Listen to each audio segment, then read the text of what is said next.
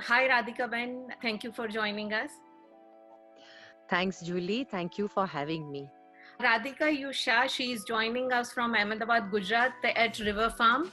She's being interviewed under my playlist Women of Substance. She has amazing story to tell us all, so let's hear that.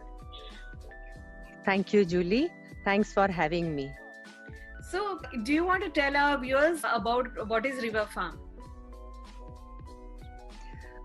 Yes, River Farm is an edible community farm where we have a very unique kind of a structure. It has adopt, rent, and volunteer.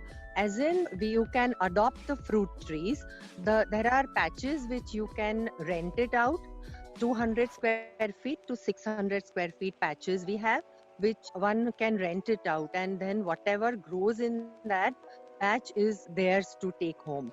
And the volunteer means you can come and share some expertise or some whatever knowledge that you have regarding organic farming. You can come and share that. So that is adopt, rent, and volunteer. That is the structure of the river.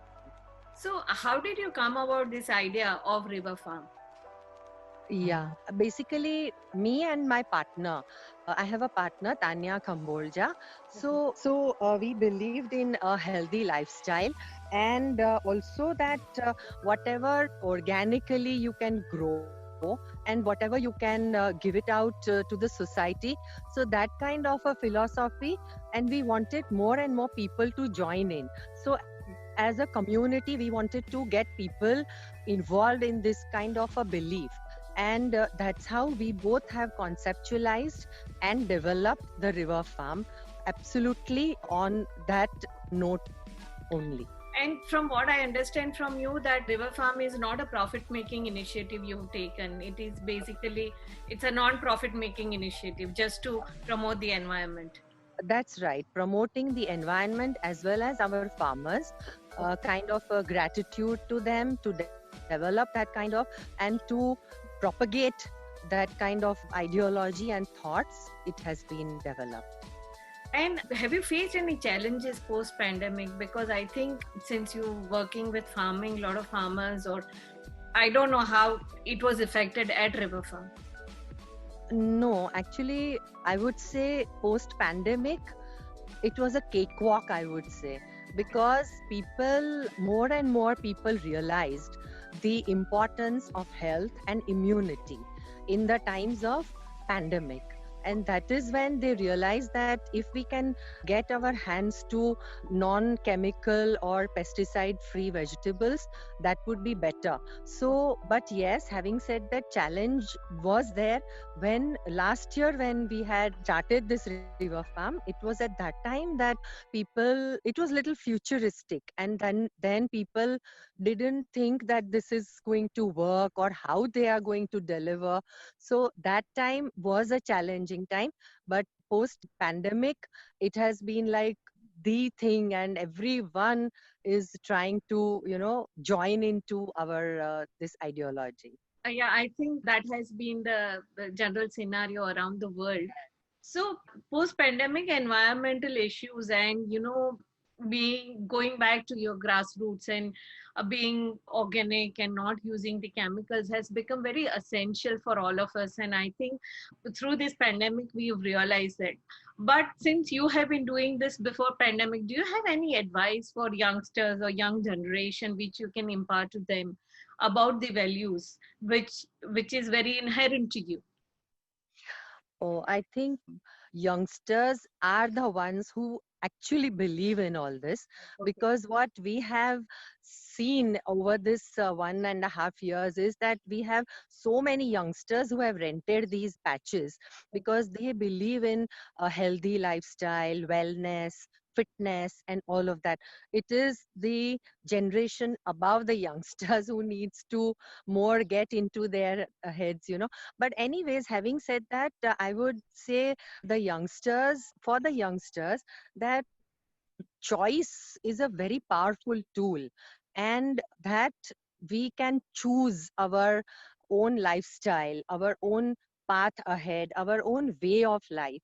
So I would say to the youngsters that choose your path well, and it will be good for your own future as well as the future generations. Right. So considering all of that, and the use of plastic, the wastage, all of that has to be reduced, reused and recycled. We hear that a lot in these WhatsApp messages and all of that, but I would like to say that the wastage that we generate is our responsibility, and that is why we should be responsible towards that. And that is the reason 60% of the wastage comes from our kitchen. So if we can recycle that, lots would not go to the landfill, and we can reduce the carbon footprints as well as make the earth a better place. So basically the youngsters can go into that kind of a sustainable lifestyle. The composting is such a great thing to do, that if we can divert our kitchen waste into composting, then that's the whole cycle, which like the kitchen waste to composting to again giving it back to the soil where you can grow your flowers or your vegetables, and again that comes into back to your kitchen. Right. So it's a whole cycle, and I feel one should believe in it and start practicing. You don't need a big lands or empty spaces. You can also do on your terraces, you can do in the balconies, on your backyards, in pots, whatever. So no excuse for that, and I would really recommend youngsters and or everybody to go into home composting, reduce the kitchen waste, and save the mother earth.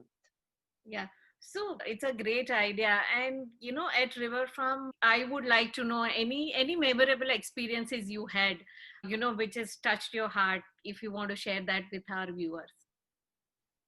Yeah, actually, the river farm is a constant learning for us as well. Every day we face challenges or we have something, we are dealing with nature. So there is something which is not in our control. It teaches us that. And it has, like, touched a lot of hearts, and with gratitude and with a lot of spirituality, we have connected to nature because it gives us in bounty, and we have started abusing it, which now since past 6-8 months has been a realization to many. But that is what has touched our hearts, that so many people have come joining in this. And basically I have also been able to join with so many groups who are such purists and such firm believers of not damaging mother earth, and not, so it's a constant learning, and there's great experiences, I would say. And I would suggest that everybody joins in this kind of belief and ideology, so that you get to experience this yourself rather than hearing from anybody. Yeah, very interesting. So, since this is a non-profit making initiative you have, what motivates you to keep going? Motivation is when I get so much love and so much care from people who join. They appreciate this idea, and then they also start practicing at home. It's not about joining in the river farm itself, it's about believing in this ideology, and also you yourself start practicing at your end. So that is keeps me motivated. Also, I had so many little children, school kids visiting last year at the river farm to learn the process of growing vegetables and all. We have institutions who visit us. We have so many events happening. So all group and food enthusiasts and all of them come and enjoy. So all of this is keeps me motivated, and that is my and it's a win-win situation for me, because people come in, they also take back home so much, I also learn so much. So all in all, it's a win-win situation, and that keeps me motivated. Fantastic. So thank you so much for your time to give us this interview. I'm sure that our viewers will thoroughly enjoy your ideology and your journey. And thank you so much. If you are new to my channel and you are viewing it for the first time, do subscribe to my channel. We have amazing women like Radhika Shah joining us on this platform. Thank you so much. Thank you, Julie. Thanks for having me.